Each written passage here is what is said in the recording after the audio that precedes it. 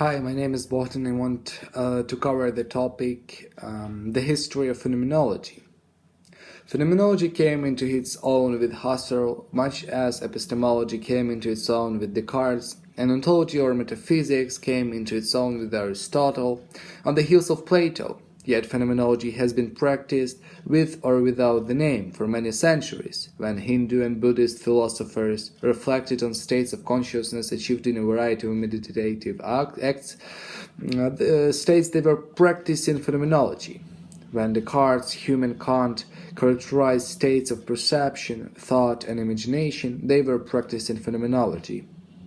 When Brentano classified varieties of mental phenomena, he was practicing phenomenology. The most famous of the classical phenomenologists were Husserl, Heidegger, Sartre, and Merleau-Ponty. In these four thinkers we find different conceptions of phenomenology, different methods, and different results. A brief sketch of their differences will capture both a crucial period in the history of phenomenology and a sense of the diversity of the field of phenomenology. In his logical investigations, Husserl outlined a complex system of philosophy, moving from logic to philosophy of language, to ontology, to a phenomenological theory of intentionality, and finally to a phenomenological theory of knowledge. Then, in Ideas 1, he focused squarely on phenomenology itself. Husserl defined phenomenology as the science of the essence of consciousness, centered on the defining trait of intentionality, approached explicitly in the first person. In this spirit, we might say phenomenology is the study of consciousness, that is, conscious experience of various types as experienced from the first-person point of view.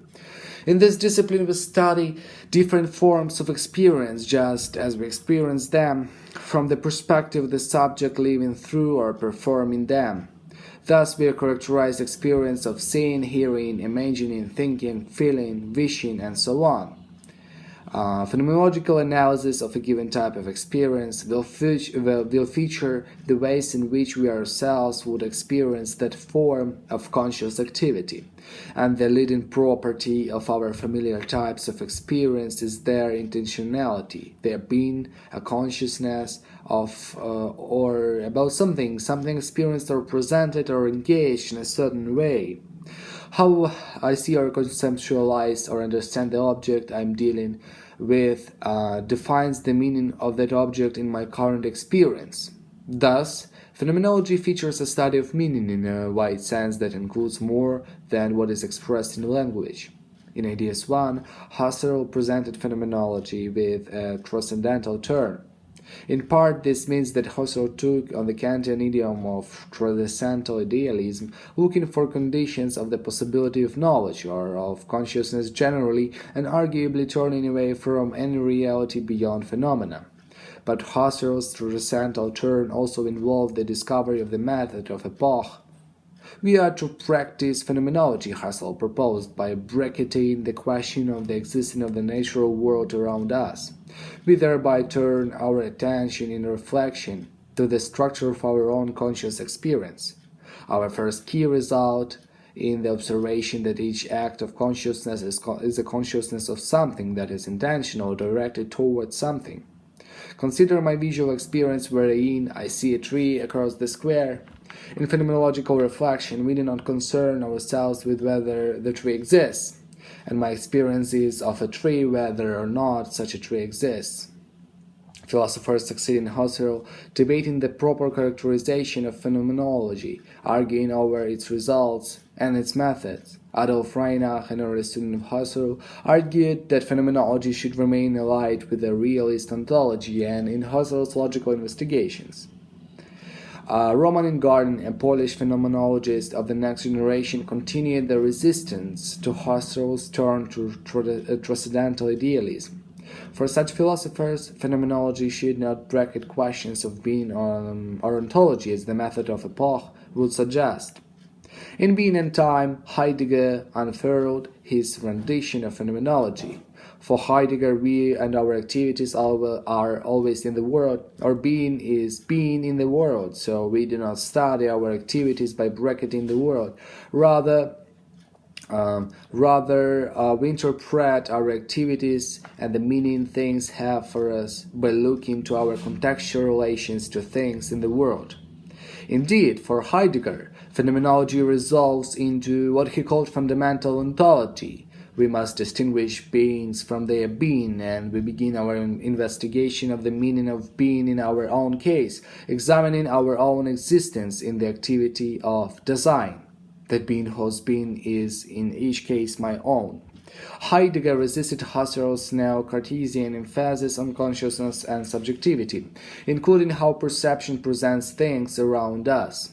By contrast, Heidegger held that our more basic ways of relating to things are in practical activities like hammering, where the phenomenology reveals our situation in a context of equipment and in being with others. In Being and Time, Heidegger approached phenomenology in a quasi-poetic idiom through the root meanings of logos and phenomena, so that phenomenology is defined as the art of practice of letting things show themselves.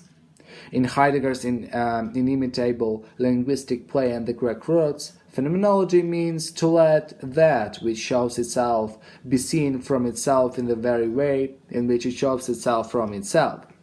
Here Heidegger explicitly parodies Husserl's call to the things themselves or to the phenomena themselves. Heidegger went to emphasize practical forms of comportment or being relating, Verhalten, as in hammering a nail, as opposed to representational forms of intentionalities in scene of thinking about the hammer. In a very different style and clear analytic prose, in the text of a lecture course called The Basic Problems of Phenomenology, Heidegger traced the question of the meaning of being from Aristotle through many other thinkers into the issues of phenomenology. Our understanding of beings and their being comes ultimately through phenomenology.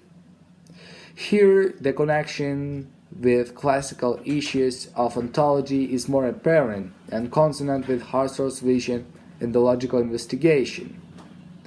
One of Heidegger's most innovative ideas was the conception of the ground of being, looking to modes of being more fundamental than the things around us.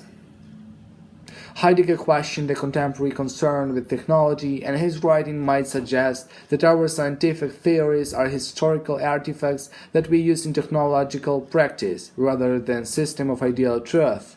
Our deep understanding of being, in our own case, comes rather from phenomenology, Heidegger held.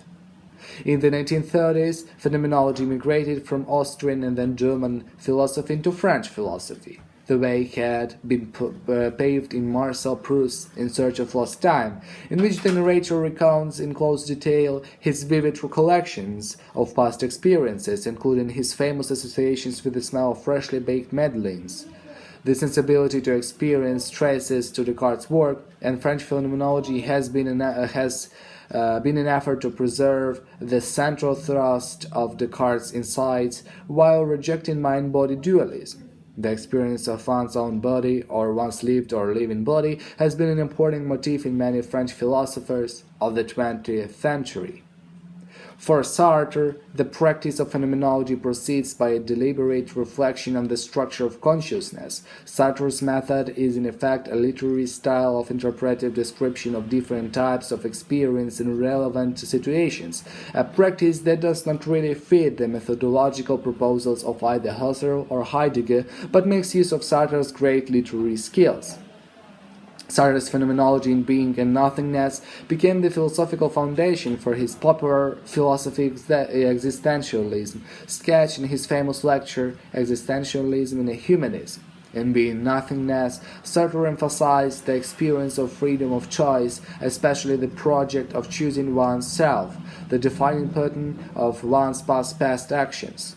Through vivid description of the look of the other, Sartre laid groundwork for the contemporary political significance of the concept of the other. Indeed, in the second sex, Simone de Beauvoir, Sartre's lifelong companion, launched contemporary feminism with her nuanced account of the perceived role of women as other. Thank you very much for your attention. See you in the next video. Goodbye.